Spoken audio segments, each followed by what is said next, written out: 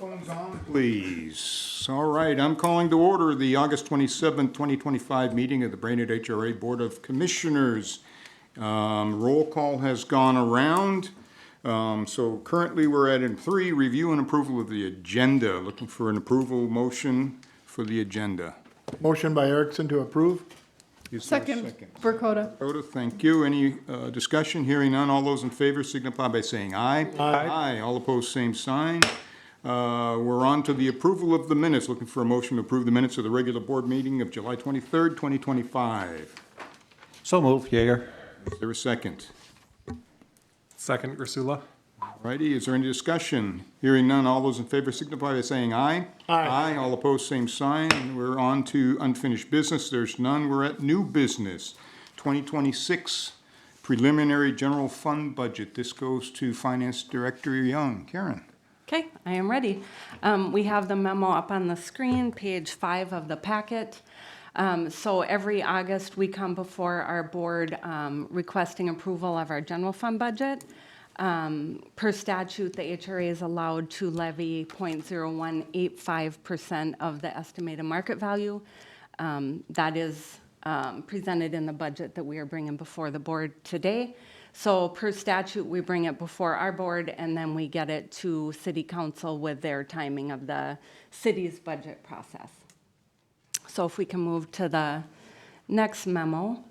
I'll probably read through this, but then maybe have the actual budget up on the screen to walk through, or how would the board like me to walk through it? I think what you're proposing would work just fine, Karen. Okay. Thank you. Is there any way to enlarge it a little bit? Here we go. Nice. Okay, so we'll just kind of go line by line, and then the board can ask, I guess, if we have any questions. So we can go through the revenue section first. So like I had said, the levy request of $227,866 would be the maximum levy for next year allowed by statute for the HRA.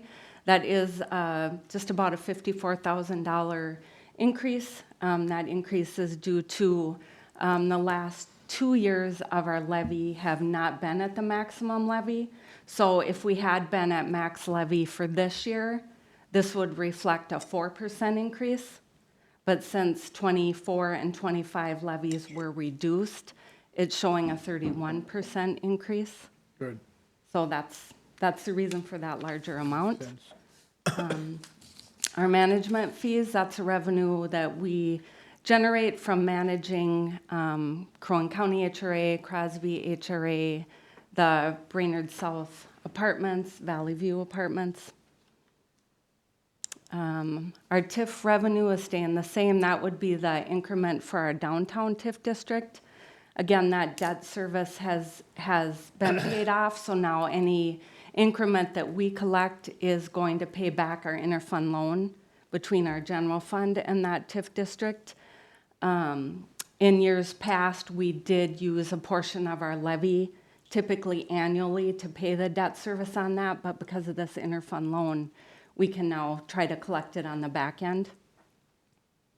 Operating transfer, that again is just our bridges revenue at the end of the year. We'll transfer any admin left over at the end of the year into our general fund. Our small cities admin, that would be for our Southeast grant, and we're anticipating next year we'll close that out for our admin, and there should be about $35,000 left for next year that we will receive. Our other income, you can see a significant decline.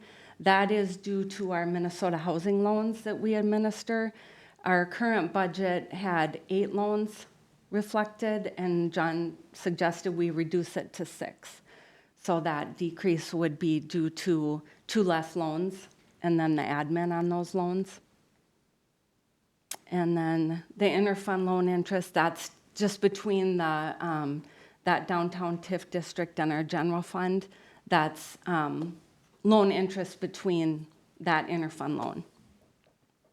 So overall, this budget reflects about a 1% decrease in revenue.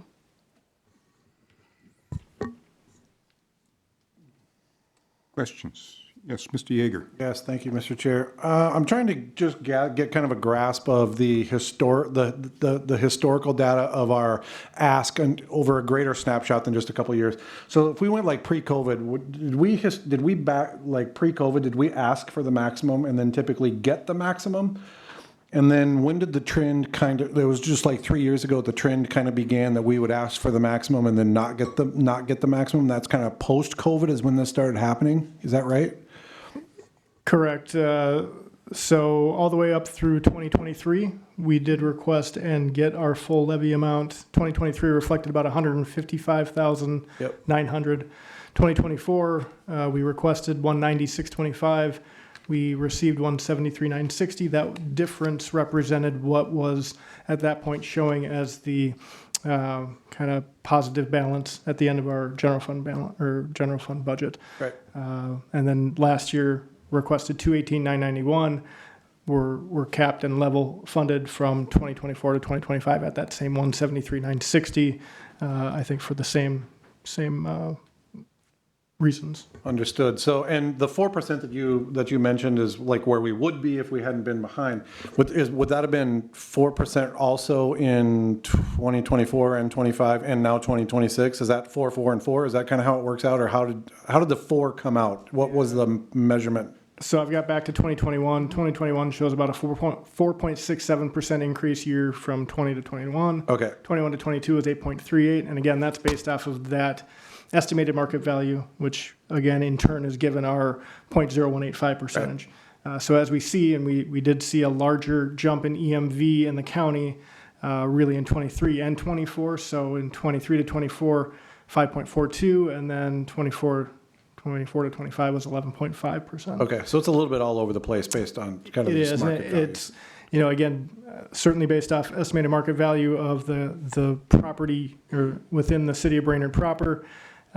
We've seen jumps in that, but then we've also seen growth in properties, right? We've seen more construction, but we've also seen values go really high from the assessor's office. Right. So it's difficult to try to compare an apples to apples on that. Okay, that's all. Thank you, Mr. Chair. Thank you, Mr. Yeager. Other questions on revenues? Seeing none. Karen, please proceed. Okay.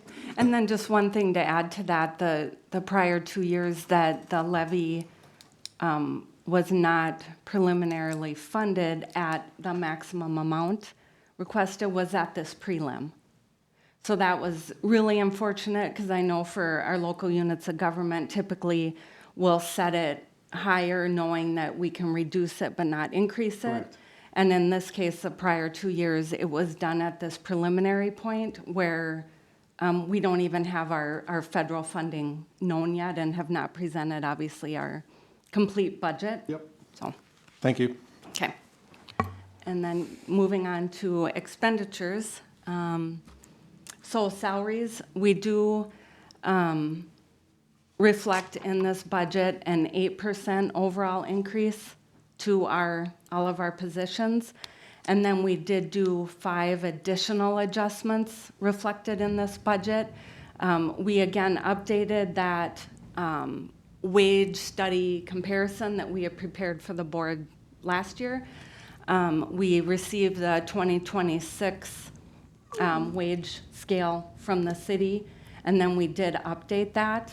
I believe previously last year when we presented, we were about 16% under the market when we compared to the city.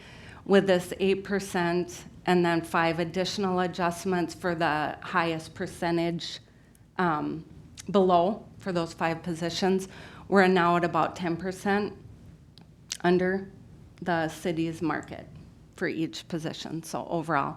So that is reflected in this budget. Employee benefits, we have a 15% health insurance increase projected. It is anticipated that will be reduced by the time we hit final budget, but we did check with the city. Right now, they were preliminarily, last I checked, reflecting a 15%, which would be the maximum it could be.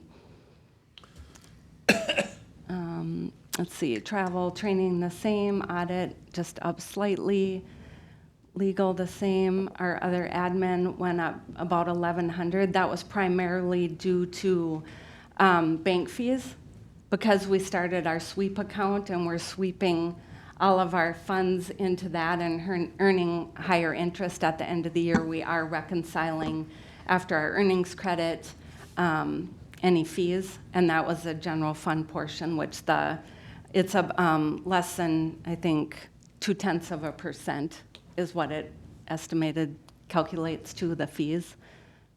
Contract costs, that went down again due to 2 less Minnesota housing loans. So overall, pretty level for admin. Mr. Yeager. Yep, thank you, Mr. Chair. So I just want to make sure I understand this, the math, how that was used to create the new wage.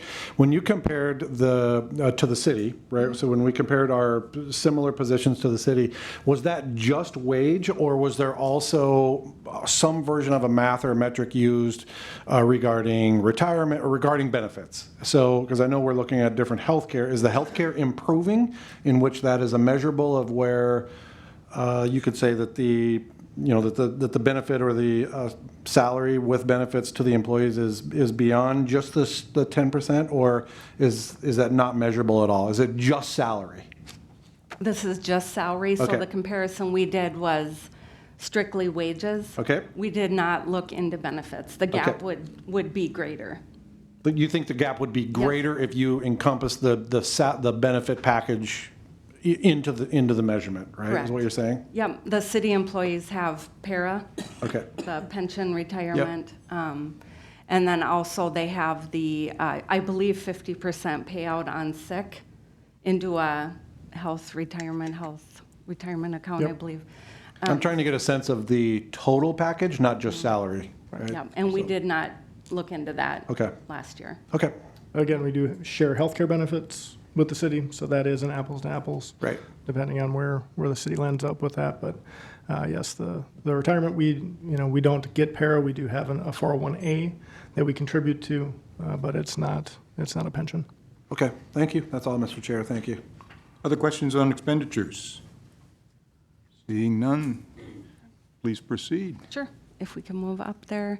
Our general expenditures then, TIF expense, just reporting. Insurance did go down. We got ahead on our work comp estimates, so that has come down slightly. And our other programs, that would be the money that the budget line item that the board has for initiatives, other housing and redevelopment initiatives for the year that are built into our budget. And then that interfund loan is just an offset. It's a zero impact to the actual budget, that interfund loan with our downtown TIF district.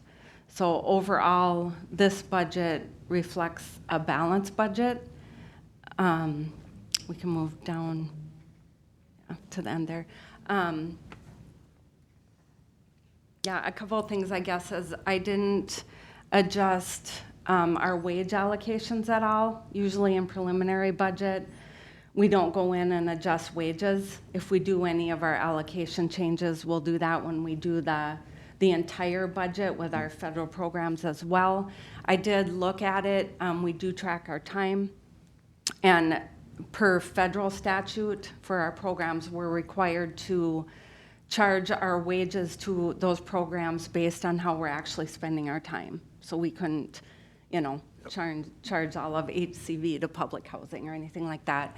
And when I did do that, just snapshot where we're at right now, there was, between the general fund and public housing, we're actually charging 6-7% more of our time to public housing than we're actually spending. We're spending more time on the general fund. So again, this is preliminary. It's a snapshot. We'll delve into it deeper and see if we have to change any allocations based on that as we get towards the end of the year. And then in looking at our federal programs as well, right now, we just really have no indication what our funding will be. The current administration is proposing to eliminate public housing and voucher. They would like to create a block grant program to all the states and have them administer it. And then that's like over a 40% cut that's likely not going to happen. And then with the House and Senate, I think the House is proposing cuts, and then the Senate level for voucher, and then cutting, or slightly increase for public, I believe. So just, it's all over the board as time goes on. They should have an approved budget by October 1st. If they don't, we'll go into a continuing resolution. So we'll just, it's unknown. Hopefully we'll have a better idea as we get towards the end of the year, but that just is why at this point we would, like our other units of government, request our max levy so that as we get towards our final budget, we'll know better where we're sitting. Okay. Other questions on the budget? Here's an unfair question. You got the disclaimer out ahead, so you're good to go. That's green light go, Mr. Chair. With some uncertainty in the federal budget, do we feel that 8 months unassigned fund balance is enough to have in our pocket? I'd look to staff to maybe say, what are the discussions you're hearing, and then maybe look to the board to say, are we comfortable? I guess first disclaimer that I would always say is that government goes very slowly. And so if you are trying to dismantle federal programs, it takes a while to do. And so that being said, we certainly see what the proposed budgets are between, the Senate, the House, and the executive branch at this point. We see that they are proposing cuts, whether or not those actually come to fruition. It is a little bit of a dice roll. I would say that I would be on the more optimistic side that, it is difficult to take away funding that has been appropriated historically. And that doesn't mean that it can't happen, but that's what we say about Minnesota and Minnesota housing as well. Once it's in budget and baseline, we typically see that it's going to continue. Now, are we going to face some cuts? We continue to hear we're likely going to face cuts off of our capital fund budget. So keeping up our properties that is directly funding from HUD to do that, we might see cuts there. We might see actual cuts to the public housing sector and the voucher. But I think it takes a little bit longer to hopefully get those through. We've been on continuing resolutions, I forget for how long. And so those CRs just continue on with the same budgets that have been approved. So if we talk about cutting, pretty difficult to do that on a CR. Doesn't mean that we won't see a budget passed this year, but there is a lot of dysfunction that is just normal for government. So as far as the 8 months, I think we're still conservative enough where I think we feel comfortable with that. Now, that being said, if we see something else in October and we're able to present you guys with more informed budgets in November, we're going to put those in there, and it might not be as rosy of a picture. We might go from what's currently a general fund balanced budget to a rather starkly deficit budget. So it again, to Karen's point, reinforces why we would at least push for a prelim approval of our max levy versus any premature cuts, because we don't have a lot of foresight at the moment, Mr. Chair. Thank you. Any discussion from board members on that point or that question? All righty. Karen, thank you very much. We are in need of a motion here to authorize staff to file the attached general fund budget with the city of Brainerd. Motion by Erickson to approve it. Is there a second? Devlock, second. Second, is there any discussion? Hearing none, all those in favor signify by saying aye. Aye. All opposed, same sign. That motion carries. And we are now on to That's the me. Bring It Home Rental Assistance Program, and Director Charpentier, that is yours. Yes, thank you, Mr. Chair. That is on page 9 of your packet. Should be up on the screen there for you to follow along, as we've spoken about for really the last 2 years. But as most recently, July, Brainerd HRA was officially awarded funding for Bring It Home through Minnesota Housing. Staff attended a webinar just a week and a half ago on the 18th. to hear about the next steps that are going to be required for us prior to be presented with a grant contract that we can review and then put in front of you to decide if we are going to continue to go forward with Bring It Home. There are a handful of due diligence items that we are required to submit to Minnesota Housing before we can work through to even get to that grant agreement. One of those due diligence items is just adopting by resolution the acceptance of the grant for the specific amount that was approved and providing the names of the individuals that can sign the grant agreement on behalf of the agency. I will again pause and make sure that you understand that we will not sign the grant agreement without putting that in front of you guys, even though Minnesota Housing wants you basically to approve a resolution saying you approve it. But this is not approving the grant agreement. So we will bring that back. This is just approving the amount that they are offering us and who is going to sign on behalf of the agency, which I would ask that you allow me to do that. Minnesota Housing has provided a template of that resolution, which you'll see attached. And we, as staff, would recommend that the board adopt that resolution so that we can gather and return those due diligence items by the deadline of October 15th. And I would take any questions, Mr. Chair. Thank you, Eric. Questions of the director? That's the number we thought. Sorry, I just jumped in there. That's the number we thought we were going to get for the 2 years, correct, Eric? We had requested more, but we received word in July that it was this 815,884. That is baked into that is the 2 years of grant that we originally were authorized for way back when they made the first, disseminations of how much. Then they kind of came back and said, you're going to get an RFP, you can ask for more.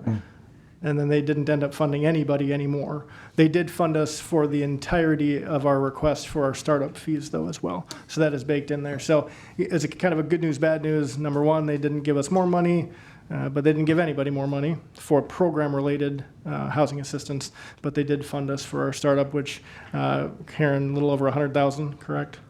Correct, 102,640. Thank you. Other questions? All righty, I'm looking for a motion to adopt and approve the resolution 2025-5, approval and acceptance of the grant award for Bring It Home Rental Assistance Program. So move, Yeager. Is there a second? I'll second for Coda. Coda, any discussion on that?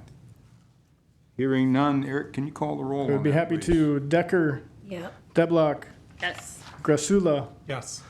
Erickson, Yes. Verkoda, Yes. Yeager. Yep. And Duval. Yes, that motion carries. Thank you. We are now on to review and approval of contracts for construction and maintenance services. The maintenance director is not here. Eric, you've got this? Yes, I will take that for us, Mr. Chair. That is on page 13 of your packet. Should be up on the screen as well to follow along with. You may recall staff's been working to secure contracts for services that the agency utilizes in maintaining our properties that we own and or manage, so that when we do have a need, we can access that pool of contractors. That's one of those, kind of caveats in procurement is if you get a pool of qualified candidates, you can just pluck from the pool. So you can be a little bit more timely with those requests. So you're not having to go out for an RFP to fix the plumbing, right? When there's a burst pipe. So it allows you in these contracts to pick from the pool that we've already qualified from after we've done an overarching kind of is an RFQ, Karen, or is it an RFP? We did end up doing a kind of a concoction of requests for qualifications and RFQ to create the pool. And then the intent is that, like as Eric said, we'll have a pool of contractors that we've already contracted with. And then per procurement law, we'll still have them give us bids. Right. If it's construction projects over $2,000, we're required by law to get 3 bids. So then within our pool, we'll try to get 3 bids, and then it'll just be a more streamlined process to not have to do all of that paperwork for every single project. Right, so it does, when we say it goes quicker, it might not go light speed quicker, but it is one less anchor for us to at least proceed in a timely manner. So in front of you, you'll see that that contract is actually 3 contracts. The one that's in the packet is actually just the stock contract. They would all presumably sign that same contract through Quick Construction, Advantage Home Pros, and Master Trade Services for that construction and maintenance services for our owned and managed properties. This would be good for a 5-year period before we would need to go back out and look at the pool and try to get more contractors. Now, that being said, if we had one that was not performing well or none of them performing well, we would certainly go back out and do that process again to make sure that we are getting the best, best service that we can. With that, I would open up for any questions, Mr. Chair. Thank you. Questions of the director? Yes, Mr. Yeager. Thank you, Mr. Chair. So let's have a couple questions about this process. So in concept, I'm kind of pretty much okay with it, but I'm wondering about a couple things. So let's say we have something that needs work, right? And we've got our contract pool whittled down to a group of, say, 3 plumbers, right? So how does the scope of work become identified? Does somebody go around and meet all 3 of those plumbers at the same time and say, we need X, Y, and Z done? This is what you guys are turning in a bid on? Or what I'm fuzzy on is how the scope of work is actually competitively bid with the qualified people. And then my follow-up question is, do we know that we have three participants in each division of work? And I Go can ahead. take that. So this part would just be for our really construction and maintenance. And we have a simplified form Okay. that we'll put our scope of work on and then send it out to the contractors in this pool for them to get bids back. Right. We are still working on, we would have, ideally, when we're through all of our procurements, we'd like to have a pool for plumbing, for electrical, for HVAC. We would have a separate pool for those services. This would just be our construction maintenance. You know, we had water damage, water leaks at Brainerd South the last week or 2. And it's always an emergency, so it's that conundrum. Do you follow procurement and get bids, and there's water leaking? And hopefully in this case, then we'd already have them really kind of, they're under contract on speed dial. Hopefully, here's what we need, send the scope quick, get it back. Most of the paperwork's done. Right. So we would send our scope and have them get bids back. Understood. And then we do have the contract written. I believe that we can still go out and work outside of this pool. That was going to be my If we other need question to. is, can we work Yeah. outside of the group? If a project comes up on a threshold, a money threshold, can we use a traditional system?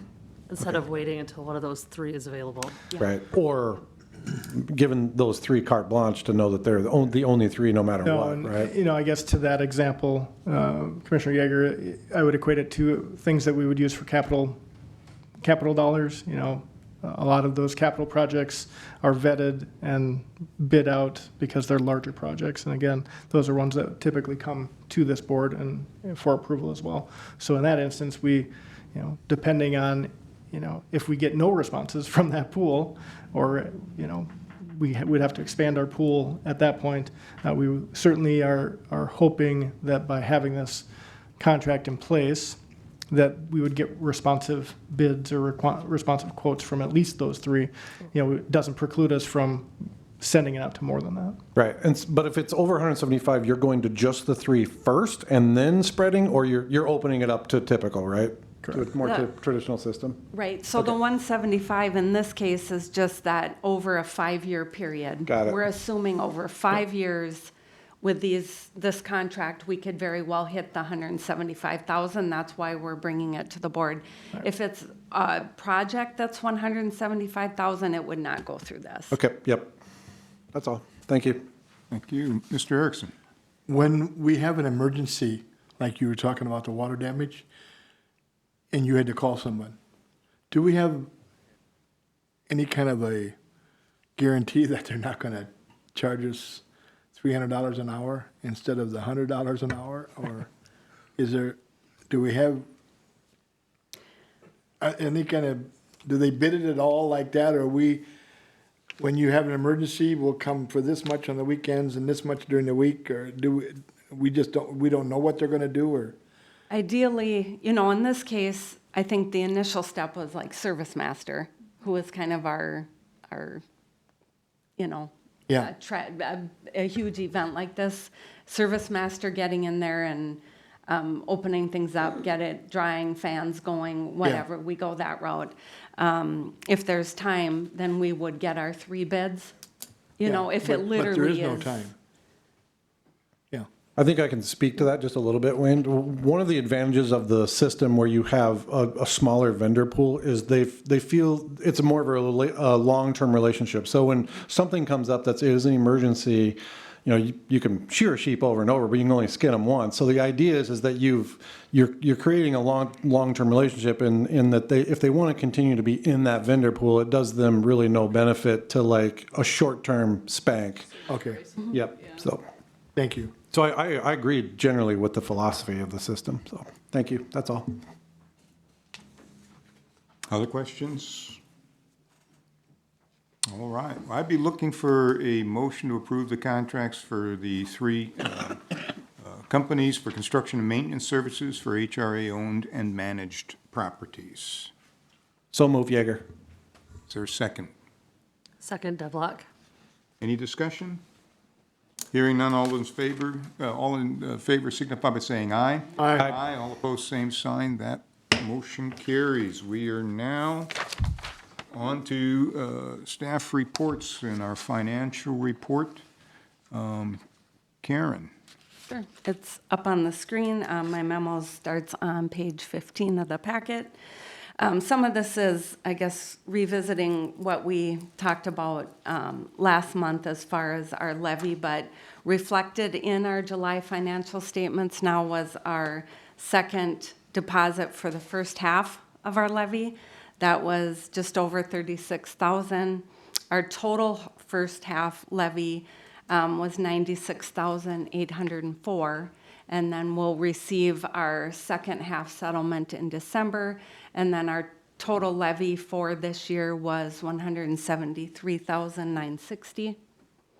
And then we also had received our downtown TIF district increment in July as well. That was $10,099. And again, that goes into our general fund, and it's paying back that interfund loan that we have between that TIF district and our general fund. And then also in July, we did process our third payment for our North Star project to urban companies. That was for $145,825. We did take that out of our 2024 capital fund grant. So we drew that down to make this payment to that contractor. Our total contract for that project is $950,000, and then we have total payments so far of just over $813,000. There's some work that we're still, I guess, working with the contractor on. There's some finish issues, some paint issues on the front of the building. The bike enclosure fencing needs some more work. So we're working through that with our architect engineer as well. If there's any questions at all, I can answer regarding financials. Questions, staff? Hearing none, I'd be looking for a motion to approve the payments as presented. Erickson, so move. Is there a second? Second, Yeager. Any discussion? Hearing none, all those in favor signify by saying aye. Aye. All opposed, same sign. There we go. And we are now on to the HC report. That's going to be Ms. Demmel. Mallory? Thank you, Mr. Chair. My report starts on page 37 of the packet. Aside from the numbers that we give every month,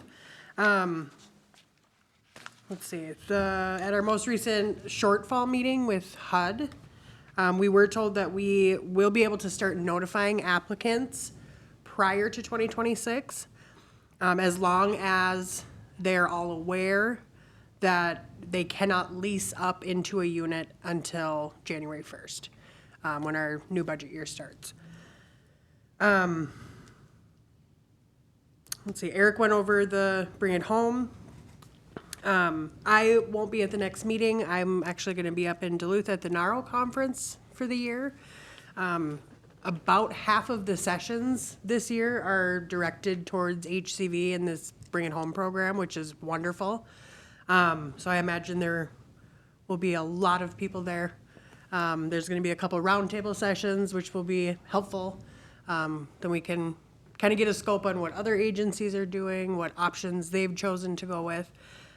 So I will have some more information on that at the October meeting. Other than that, I don't really have anything else unless anybody has any questions. Questions of staff? All right, thank you, Mallory. Our next report is the Housing Management Report. Ms. Gangle, Hannah, can you kind of run us through that, please? Yeah, of course. Thank you, Chair DeBall.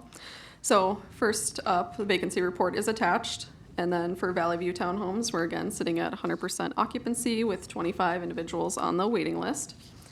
And then just a couple Ross program updates. We're still sitting at 21 active participants in the Ross program. Last month, we had 3 contacts with enrolled participants and 9 contacts with our non-enrolled residents for more limited resource and referral work.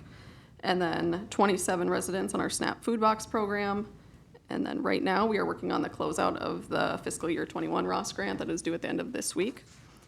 And then a few upcoming events. It'll be a CMCOA outreach event, a focus group with Crow Wing County Coalition of All Ages, and a presentation with Granite Pest Control.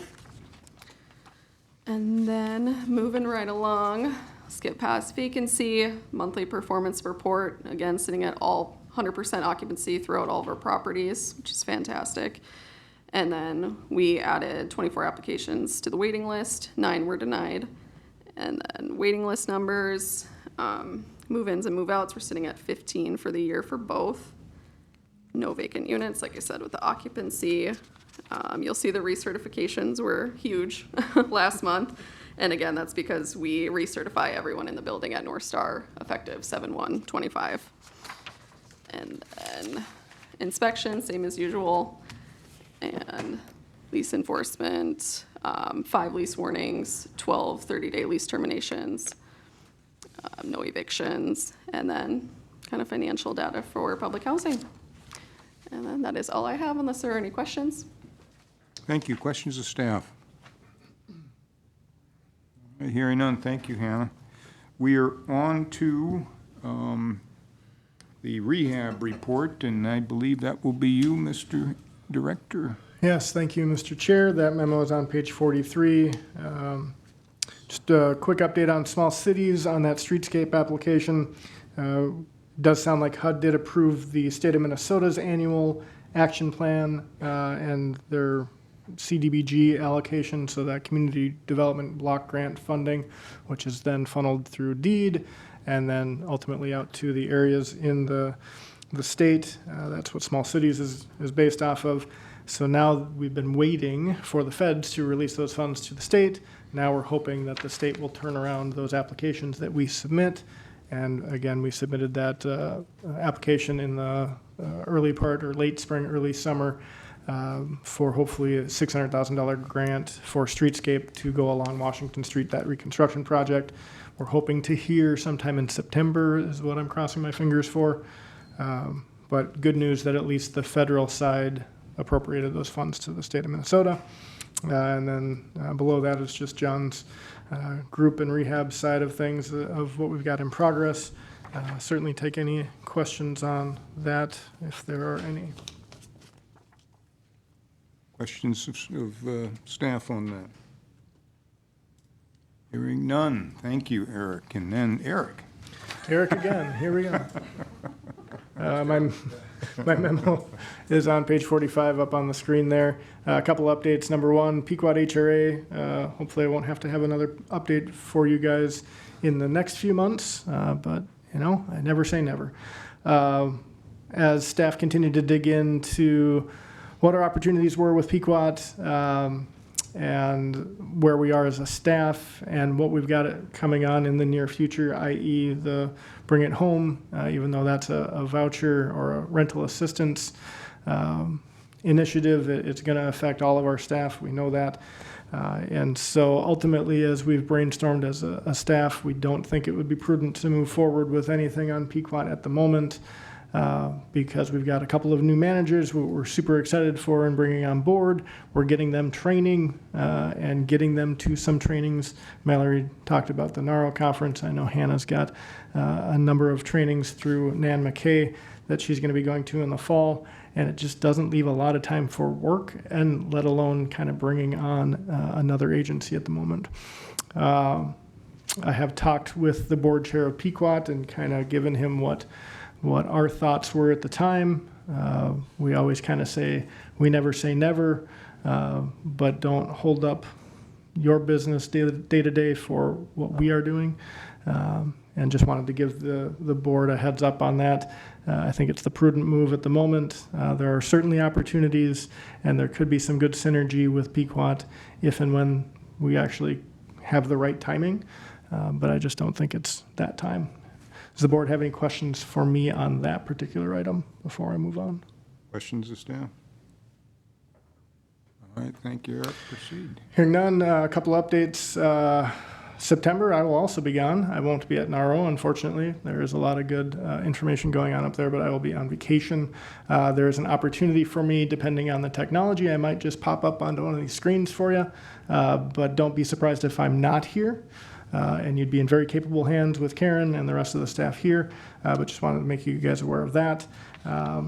Talking about budget, our next step is to get this information that now has been approved at this level to our city staff for inclusion in the September 2nd council meeting. That's coming up right around the corner. I got to get stuff over to the city by tomorrow early.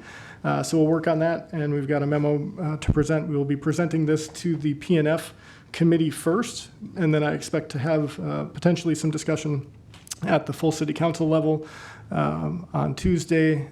It's a Tuesday meeting because of Labor Day on Monday. So look forward to that. I did sit in on their budget workshop, and certainly Councilman Yeager can jump in on that, but just wanted to get a sense of where things were at preliminarily for their budget, as all local units of government right now are in this process, and it's never an easy process, and sometimes we talk about some pretty large numbers at the top of it on the prelim side, and you hope to whittle it down to a manageable amount, and that's what the city's doing. That's what the city council's currently in the process of doing right now. And so it's a good process. It works. It's nobody likes to see the sausage made, but budgets are tough, and they're tough for every municipality right now, with funding cuts from the state, with funding cuts potentially from the federal. So nobody is immune to these, and so we're all kind of just trying to work through that. With that, I would take any questions on any of those items or any other for me. Questions? Eric, thank you very much. We are now on to commissioner comments. Justin, I wonder if we might begin with you. Sure. I just wanted to say that I saw the city of Baxter was talking about some affordable housing, which is excellent. And that's really all I've got is good work, Baxter. Keep working on it. Very good, thank you. Ms. Deblock.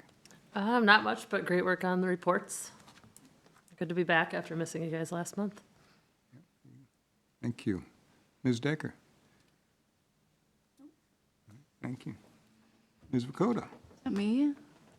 Okay, great. There you go. I promise I can breathe. Told you that smoking was going to catch up.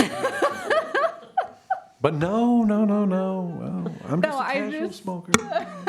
Appreciate the staff knowing their boundaries and expressing those when it comes to the Pequot HRA joining on, doing a management there. I think there's a lot said in that you're able to know where no is okay on that one. So appreciate the work. Thank you. Mr. Yeager. Nothing other than just not much summer left. If you haven't taken some time, better get out and do it. That's all. Mr. Erickson. The only comment I had is, I agree totally with Pequot Lakes. Thank you for putting that on hold and let's get everything settled down here, let the dust settle here. And thank you very much, Eric, for making that decision. Very good. And I would like to thank staff for the work that you've done. And Britt, you're very quietly doing your job over there, and want to acknowledge you and thank you for that And work. second meeting, still no name tag. What is going on? What are we doing here? Who's in charge of this? We're gonna Working on it. we got carving it as we speak. All right. We need a motion for that or what? So with that, our next meeting is September 24th. What is that, 3 days into fall? 2 days into fall? 3 days into fall? So we will see the end of summer by our next meeting. So with that, I'd be looking for a motion to adjourn. I'll make that motion. There you go. Nicely done. Thank you. Is there a second? Thank you. I'll second. All those in favor signify by saying aye. Aye. All opposed, same side. We are adjourned. Thank you, everybody. Out of here. Thank you, Max.